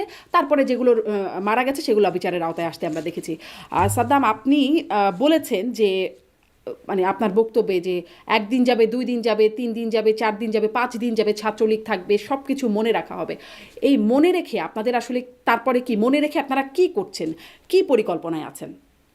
তো এটি তো প্রমাণ করে, বিশেষ করে আপনি এই বক্তব্যটি আমি দিয়েছি সম্ভবত 16 জুলাই সম্ভবত, এবং তার আগে ঢাকা বিশ্ববিদ্যালয় ক্যাম্পাসে যদি আপনি দেখেন, আজকে দেখুন আপনি একটি সরকার উৎখাত হয়েছে এবং সেই ফ্রেম থেকেই আপনি পুরো বিষয়টিকে লক্ষ্য করছেন এবং এটি এক ধরনের বৈধতা দেওয়া সেই দৃষ্টিভঙ্গি থেকে, সেই লেন্স থেকে আপনি ঘটনাটিকে ব্যাখ্যা করার চেষ্টা করছেন। 16 তারিখের বাস্তবতা যদি বাংলাদেশে দেখেন, 14 তারিখে ঢাকা বিশ্ববিদ্যালয়ের আবাসিক হলগুলোতে 14 তারিখে যখন অনাকাঙ্ক্ষিত ঘটনা সবেমাত্র শুরু হওয়ার চেষ্টা করতে উস্কানিমূলক পরিস্থিতি তৈরি করার চেষ্টা করা হয়েছে। ঢাকা বিশ্ববিদ্যালয়ের ছাত্রলীগের নেতাকর্মীদের আবাসিক কক্ষগুলোতে সেদিন ভাঙচুর চালানো হয়েছে, ছাত্রলীগের নেতাকর্মীদের উপরে আঘাত করা হয়েছে, চট্টগ্রামে আঘাত করা হয়েছে, ছাদ থেকে বাংলাদেশ ছাত্রলীগের কর্মীদেরকে নির্মমভাবে ফেলে দেওয়া হয়েছে। এই ঘটনাগুলো কিন্তু আগেই ঘটছিল, যখন রংপুরে যে মৃত্যুর বেদনাদায়ক মৃত্যুর ঘটনাটি ঘটে তার পূর্বেই কিন্তু এই ঘটনাগুলো ঘটছিল। 15 তারিখে সহিংসতা তারা তৈরি করেছে, ছাত্রলীগ নেতাকর্মীদের উপর হামলা চালিয়েছে, রাতে আবাসিক হলগুলোতে তারা এই ঘটনাগুলো ঘটছে। শুধু তাই নয়, 16 তারিখ মধ্যরাতের পরে আপনি দেখবেন যে আমাদের মেয়েদের হলগুলোতে, আবাসিক হলগুলোতে আমাদের মেয়েদের উপর কিভাবে কোনো ধরনের, কোনো ঢাকা বিশ্ববিদ্যালয় বা বাংলাদেশের কোনো বিশ্ববিদ্যালয় আবাসিক হলগুলোর অভ্যন্তরে, মেয়েদের অভ্যন্তরে কোনো ধরনের সংঘাতমূলক পরিস্থিতির অবকাশ ছিল না। কিন্তু সেখানেও তারা আমাদের আমাদের যারা নারী কর্মী রয়েছে তাদেরকে কিভাবে তারা পিটিয়েছে, হল থেকে বের করে দিয়েছে, বিভিন্ন ধরনের মানহানিকর, অবমাননাকর কর্মকাণ্ডের সঙ্গে সম্পৃক্ত হয়েছে। এই ঘটনাগুলো কিন্তু 15 এবং 16 তারিখের ঘটনা। আপনি যে পরবর্তীকালে যে অনাকাঙ্ক্ষিত ঘটনাগুলোর কথা বলছেন, তখনও কিন্তু এটির সূচনা হয়নি। এবং 16 তারিখ সকালবেলাও আপনাদের আমাদের সরকার ক্ষমতায় আছে, আপনাদের পুলিশ, আমি শেষ আপনাদের আইন করছি। শৃঙ্খলা বাহিনী, আর আপনারা এত অসহায় আমরা তো একটি নির্যাতিত ছাত্র হয়ে গেলেন। সংগঠন, আমরা তো আর সরকারি ভাবে কোনোভাবে সম্পৃক্ত নই। আমরা বাংলাদেশ ছাত্রলীগ একটি ছাত্র সংগঠন, শিক্ষার্থীদের প্রতিনিধিত্ব। আমি শেষ করছি। সরকারিভাবে মানে আছে তো আপনারা। আমি শেষ করছি। আচ্ছা, শেষ করেন। আমি শেষ করছি। সেটি হচ্ছে যে সেদিনই আপনি যে 16 তারিখ বিকেলের বক্তব্যের কথা বলছেন, তার আগেই আমাদের ঢাকা বিশ্ববিদ্যালয়ের আবাসিক হলগুলোতে কমপক্ষে পরবর্তীকালে বিশ্ববিদ্যালয়ের প্রশাসন সেটি নিয়ে তদন্ত করেছে। প্রত্যেকটি আবাসিক হলেই কমপক্ষে 40 থেকে 50টি রুম, কক্ষ ভাঙচুর করা হয়েছে। আমাদের ছেলে মেয়ে যারা ছাত্রলীগের সঙ্গে সম্পৃক্ত ছিল তাদের সার্টিফিকেট পুড়িয়ে দেওয়া হয়েছে। অনেক ছেলে মেয়েকে যারা রয়েছে তারা 4তলা, 5তলা, 6তলা থেকে ফেলে দেওয়া হয়েছে। এই ছিল গোটা বাংলা, এবং এই ছিল গোটা বাংলাদেশের অবয়বের চিত্র। সেই প্রেক্ষিতে বাংলাদেশ ছাত্রলীগের পক্ষ থেকে আমরা সুস্পষ্টভাবে আমরা ঘোষণা দিয়েছিলাম যে আমরা মনে রাখা হবে, অবশ্যই যারা অপরাধ করেছে তাদেরকে বিচারিক প্রক্রিয়ার আওতায় কখনো না কখনো আসতেই হবে। জি, আপনি বলছেন আপনারা সরকারিভাবে কোনো, আপনারা একটা ছাত্র সংগঠন, কিন্তু আমরা বিভিন্ন সময় দেখেছি সেই সড়ক আন্দোলনের সময় থেকে শুরু করে বিভিন্ন সময় যখনই কোনো আন্দোলন দমাতে হয় তখন পুলিশের সাথে হেলমেট পরিহিত অবস্থায় ছাত্রলীগের নেতাকর্মীরা থাকেন, এবং সেই সময় পুলিশ তাদেরকে কিছু বলেও না, সেই হেলমেট বাহিনীকে কিছু বলেও না, সেটি আমরা দেখেছি। মানে আপনারা তো সরকারের আইন শৃঙ্খলা বাহিনীর সাথে আপনাদের খুব সুসম্পর্কে ছিল। মানে আপনি যেভাবে ব্যাখ্যা করছেন, এত অসহায়, এত নির্যাতিত হয়ে গেলেন, আপনার দল ক্ষমতায় আছে, আপনাদের প্রশাসন আপনাদের নিয়ন্ত্রণাধীন, এত অসহায় হয়ে গেলেন, এই বিষয়টা কি মানুষ আসলে খুব নিচ্ছে? এই ঘটনাগুলো ঘটেছে, এটা 14, 15, 16 তারিখে বাংলাদেশের শিক্ষা প্রতিষ্ঠানগুলো, শিক্ষার্থী যারা রয়েছে তারা এই সম্পর্কে অবগত রয়েছে। আইন শৃঙ্খলা রক্ষাকারী বাহিনী তার হলের অভ্যন্তরে তাদের কর্মকাণ্ড তারা যদি পরিচালনা এতটাই করবে। অবগত থাকলো, তাহলে সবাই আসলে রাস্তায় আমরা কাদের দেখলাম? এত যে মানুষ বিক্ষুব্ধ হয়ে গেল, কারফিউ ভেঙে সব চলে গেল, এই মানুষগুলো কাদেরকে আমরা দেখলাম? সব কি মৌলবাদী শক্তি? এত ছিল মৌলবাদী শক্তি যারা রাস্তায় নেমে আসলো? আপনাদের ব্যাখ্যা কি, কারা আসলো রাস্তায়?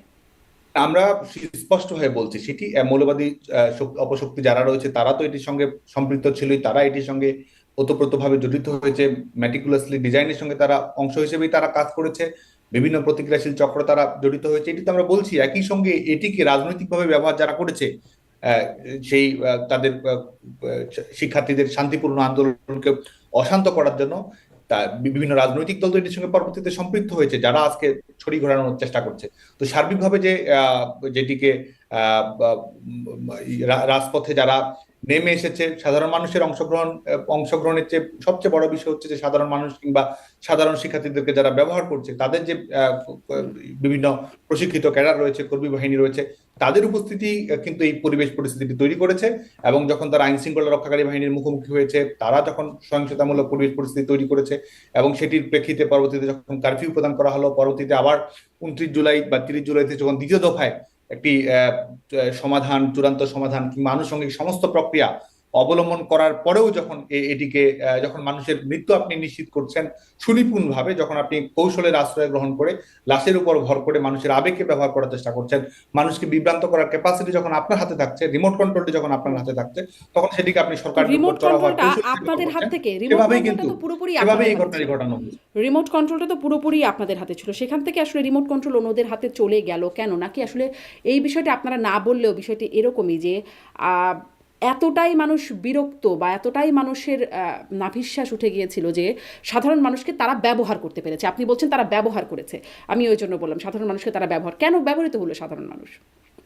দেখুন, একটি রাজনৈতিক দলের যতজন কর্মী থাকে, বাংলাদেশের রাজনৈতিক দলগুলো, বাংলাদেশের সকল ধরনের রাজনৈতিক দলগুলোর যে বিশাল সাংগঠনিক কাঠামো রয়েছে, এবং সেটির সঙ্গে যদি আপনি এক ধরনের অনাকাঙ্ক্ষিত অপ্রীতিকর ঘটনা ঘটান এবং দুটো যদি যোগসাজশ ঘটান, তো স্বাভাবিকভাবে এটির সঙ্গে এই যে আজকে জনগণের সম্পৃক্ততা বা আনুষঙ্গিক অন্যান্য বিষয় সম্পর্কে একতরফা ব্যাখ্যা দেওয়া হয়, সেটি সঠিক নয় বলে আমি মনে করি।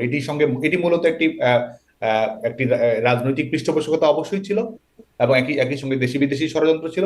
সেটির মাধ্যমে শিক্ষার্থীদেরকে ব্যবহার করা হয়েছে, এটি যেমন সত্য, এবং একই সঙ্গে রাজনৈতিক যে অপশক্তিটি রয়েছে তাদের মূল উপস্থিতি আসলে পার্থক্য করে দিয়েছে বলে মনে করি। মানে এই ষড়যন্ত্রই আপনারা কুপকার, আপনাদের রাষ্ট্রযন্ত্র, আপনাদের দলীয় সক্ষমতা সবকিছু এই ষড়যন্ত্রের কাছেই পরাজিত হলো শেষ পর্যন্ত।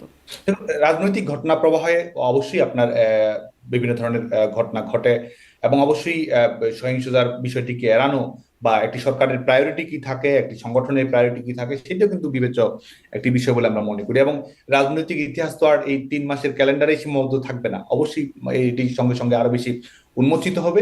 এবং বাংলাদেশের মানুষের যে গণতন্ত্রের প্রতি যা আবেগ রয়েছে, গণতান্ত্রিক ধারাবাহিকতার প্রতি বাংলাদেশের মানুষের যে আস্থা রয়েছে, সাংবিধানিক ম্যান্ডেট, জনগণের ম্যান্ডেটের প্রতি বাংলাদেশের মানুষের যে আস্থা রয়েছে, সেটি বাংলাদেশের মানুষ পুনঃস্থাপন করবে বলে আমি মনে করি। আপনারা দেশে ফিরবেন কি করে?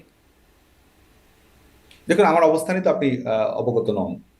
আচ্ছা, আপনি না হয় অবস্থান জানি না আমরা, কিন্তু আমরা অনেকের অবস্থানই জানি। আপনাদের অনেকেই যে দেশে নাই সেই বিষয়টা আমরা নিশ্চিত, এবং কে কোথায় আছে তাদের অবস্থানও অনেকটাই আমরা নিশ্চিত। আপনারা এই যে এবং আপনাদের যে মানে দলের নেত্রী, সভানেত্রী, সাবেক প্রধানমন্ত্রী শেখ হাসিনা, তিনিও চলে গেলেন, পালিয়ে চলে গেলেন ভারতে। দেশে ফেরার আপনাদের মানে কৌশলটা কি বা পরিকল্পনাটা কেমন? যদি বলি এটি সামনে নির্বাচনে অংশগ্রহণের জন্যই বা কিভাবে ফিরবেন? দেখুন, এটি তো মূল রাজনৈতিক দলের প্রশ্ন। যেটি বিষয় সেটি হচ্ছে যে আমি যেটি বিশ্বাস করি একদিন ছাত্র আন্দোলনের কর্মী হিসেবে, বাংলাদেশ ছাত্রলীগের কর্মী হিসেবে, সেটি হচ্ছে যে কুক্ষিগত গণতন্ত্রকে মুক্ত করার জন্য বাংলাদেশের মানুষ, বাংলাদেশের ছাত্র জনতা অবশ্যই একটি শান্তিপূর্ণ আন্দোলনের মধ্য দিয়েই এই সরকারের পতন নিশ্চিত করবে। এবং রাজনৈতিক দল অবশ্যই জনগণকে সাথে নিয়ে এই অপশক্তির বিরুদ্ধে, এই অবৈধ সাংবিধানিক সরকারের বিরুদ্ধে প্রতিরোধ করে তুলবে। সাদ্দাম, আমরা দেখছি যে আপনারা ট্রাম্প আসাতে আওয়ামী লীগের মধ্যে বেশ একটা খুশি বা সন্তুষ্টি, সেটি আসলে কেন? ট্রাম্পের উপরে কিসের ভরসা? বাংলাদেশে অনেকেই, আন্দোলনকারীদের অনেকেই ট্রাম্প লীগ বলে এখন এটাকেও ট্রল করছে। বাংলাদেশের আওয়ামী লীগের দেশরত্ন শেখ হাসিনার সবচেয়ে বড় শক্তি হচ্ছে বাংলাদেশের জনগণ। জনগণের ঐক্যবদ্ধ প্রতিরোধের মাধ্যমেই আমরা আমাদের কুক্ষিগত গণতন্ত্র হোক, আমাদের সাংবিধানিক কুক্ষিগত গণতন্ত্র থেকে মুক্ত করা হোক, সাংবিধানিক ধারাবাহিকতা হোক, জনগণের নির্বাচিত প্রতিনিধিত্বমূলক শাসন ব্যবস্থা, সেটিতে বাংলাদেশ প্রত্যাবর্তন করবে বলে আমরা দৃঢ়ভাবে বিশ্বাস করি। আন্তর্জাতিক রাজনীতির যে সমীকরণ, সেটি তো অবশ্যই আমরা মনে করি যে শেখ হাসিনার সরকারের যে সার্বিক গ্রহণযোগ্যতা, শেখ হাসিনা সরকারের আন্তর্জাতিক সূচকগুলো উত্তীর্ণ হওয়ার ক্ষেত্রে তার যে সাফল্য, সেটির প্রেক্ষিতে স্বাভাবিকভাবে বাংলাদেশ আওয়ামী লীগের সঙ্গে শেখ হাসিনার যে বৈশ্বিক নেতৃত্ব, সেটির প্রতি একটা আস্থার প্রতিফলন যে কোনোখানে ঘটবে বলে আমরা মনে করি। আচ্ছা, মানে বাইডেন প্রশাসন থাকলে সেই আস্থার জায়গাটা খুব হচ্ছিল না, যেটি ট্রাম্প প্রশাসন আসলে হবে বলে আপনারা মনে করেন? আমরা কিন্তু আবারও বলছি যে এটি, প্রথম কথা হচ্ছে যে জনগণই সংগঠনের সবচেয়ে বড় শক্তি, এবং জনগণই এখানে নেতৃত্ব প্রদান করবে। পারিপার্শ্বিক রাজনৈতিক অবস্থা যাই ঘটুক না কেন, এই গণতান্ত্রিক আন্দোলনের বিজয় সুনিশ্চিত। এবং যারা অপশক্তি রয়েছে, যারা সাময়িকভাবে হয়তো মনে করছে তারা বিজয়ী হয়েছে, তারা আসলে বিজয়ী নয়, বরং গণতন্ত্রকে বিজয়ী করেই, জনগণের শক্তিতে, অভ্যন্তরীণ শক্তিতেই আমাদের জনগণ ঘুরে দাঁড়াবে, সংগঠন ঘুরে দাঁড়াবে, এবং অপশক্তিকে মোকাবেলা করবে। সাদ্দাম, আপনি খুবই দারুণ সুবক্তা। আপনি আপনার বক্তব্যের মধ্যে আসলে অনেক কিছুই আমি খুঁজে পাচ্ছি না, যে যে প্রশ্নটা করছিলাম সেই প্রশ্নটা কোথায় চলে যাচ্ছে। আহ, আপনাদের পরিকল্পনার কথাটা আমি জানতে চাচ্ছিলেন। আপনি বলছেন বিচারিক প্রক্রিয়ার কথা। সাংগঠনিকভাবে আপনাদের কেমন পরিকল্পনা সামনে? বাংলাদেশ ছাত্রলীগ এই মুহূর্তে, আপনি জানেন যে গোটা দেশব্যাপী আমাদের নেতাকর্মীরা জুলুমের শিকার, নির্যাতনের শিকার, নিষ্পেষণের শিকার। আমরা যখন কথা বলছি, আমরা আপনার সঙ্গে আলোচনাতেও আমরা গিয়েছি, আপনি বলছেন বাংলাদেশ ছাত্রলীগের বিভিন্ন কর্মকাণ্ড নিয়ে আপনার সঙ্গে আলাপ আলোচনা হয়েছে। ঠিক এই সবসময় আসলে মুহূর্তে অপকর্ম বাংলাদেশে, নিয়েই আলোচনা হয়েছে। হ্যাঁ, সেটি আপনি আপনার ব্যাখ্যা দিয়েছেন, আমরা আমাদের ব্যাখ্যা দিয়েছি। হুম। জি। ছেলেমেয়েরাই বা আমাদের যারা দর্শক, তারাই সেটি নির্ধারণ করবে।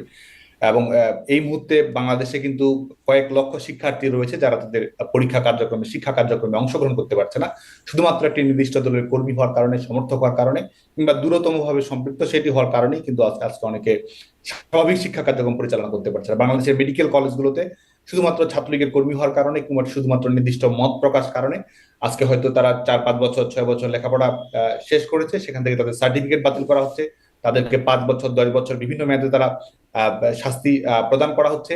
পরীক্ষা কেন্দ্রে কেউ যদি কখনো যায়ও, সেই পরীক্ষা কেন্দ্র থেকে তুলে নিয়ে তাদেরকে কিন্তু আইন শৃঙ্খলা রক্ষাকারী বাহিনীর হাতে তুলে দেওয়া হচ্ছে। কারো বিরুদ্ধে যদি মামলা নাও থেকে থাকে, অজ্ঞাতনামা মামলা তাদেরকে অন্তর্ভুক্ত করা হচ্ছে। এবং গোটা বাংলাদেশে ছাত্রলীগের বিশেষ করে আপনি জানেন যে গোটা বাংলাদেশের সমস্ত আওয়ামী লীগের নেতাকর্মী, ছাত্রলীগের নেতাকর্মী, সহযোগী সংগঠনের নেতাকর্মী সবারই বাড়িঘর পুড়িয়ে দেওয়া হয়েছে, জ্বালিয়ে দেওয়া হয়েছে, পরিবার হত্যাযজ্ঞের শিকার হয়েছে। এটি হচ্ছে গোটা বাংলাদেশের প্রেক্ষাপট।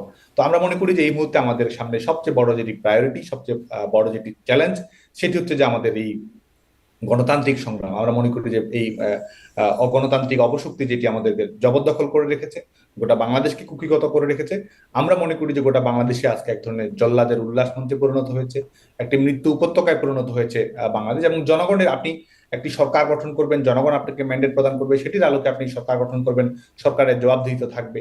এটি একটি প্রক্রিয়া, এটির মাধ্যমে আপনি জনগণকে ধর্তব্যের মধ্যে আনছেন কি আনছেন না সেটি প্রমাণিত হয়। তো সার্বিকভাবে আমাদের বর্তমান যে সংকটটি রয়েছে, এটি গণতন্ত্রের সংকট। এবং বাংলাদেশ ছাত্রলীগের আগামী দিনের সমস্ত কর্মপ্রয়াস হচ্ছে যে এই গণতন্ত্র পুনরুদ্ধার, জি, সেই নির্বাচিত প্রতিনিধিদের কাছে ক্ষমতা গণতন্ত্র হস্তান্তর করতে হবে। পুনরুদ্ধার এই বাংলাদেশের লক্ষ্যে সংগ্রাম করাই বাংলাদেশ জি, ছাত্রলীগ আগামী বাংলাদেশ দিনের মূল ছাত্রলীগের লক্ষ্য। আপনি প্রয়াসের কথা বলছেন, গণতন্ত্র পুনরুদ্ধার, গণতন্ত্রের পথে ফেরা।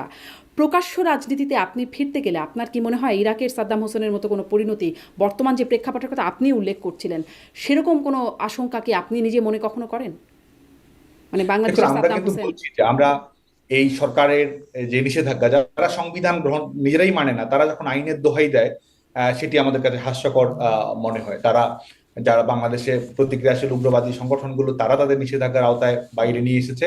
এবং বাংলাদেশের স্বাধীনতা আন্দোলন, ভাষা আন্দোলন, গণতান্ত্রিক আন্দোলন, শুধু তাই নয়, বাংলাদেশের ছাত্র সমাজের বৃহত্তম অংশের প্রতিনিধিত্বকারী ছাত্র সংগঠন বাংলাদেশ ছাত্রলীগের যখন তারা নিষেধাজ্ঞার আওতায় নিয়ে আসে, বাংলাদেশ ছাত্রলীগের পক্ষ থেকে কিন্তু আমরা সুস্পষ্ট হয়ে বলেছি যে এটির কোনো গ্রাহ্যতা আমরা করি না, এটির কোনো আইনগত, নৈতিক, কোনো যৌক্তিক ভিত্তি আমাদের কাছে নেই। এই কারণে অপ্রকাশ্য কার্যক্রম বলে বাংলাদেশের কোনো কিছু, আমরা প্রকাশ্যেই সবকিছু করব।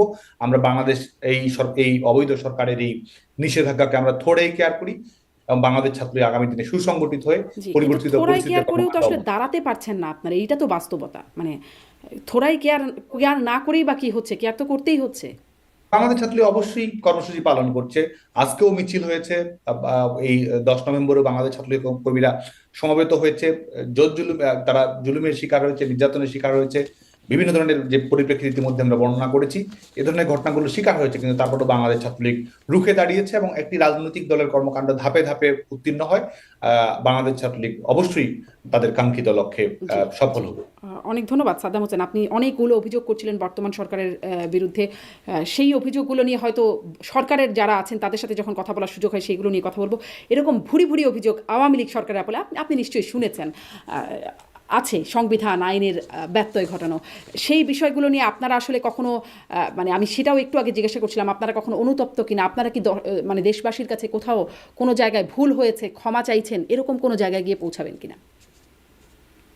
দেখুন, একটি রাজনৈতিক দলের কর্মকাণ্ড তো একটি বৃহত্তর দৃষ্টিকোণের বিষয়।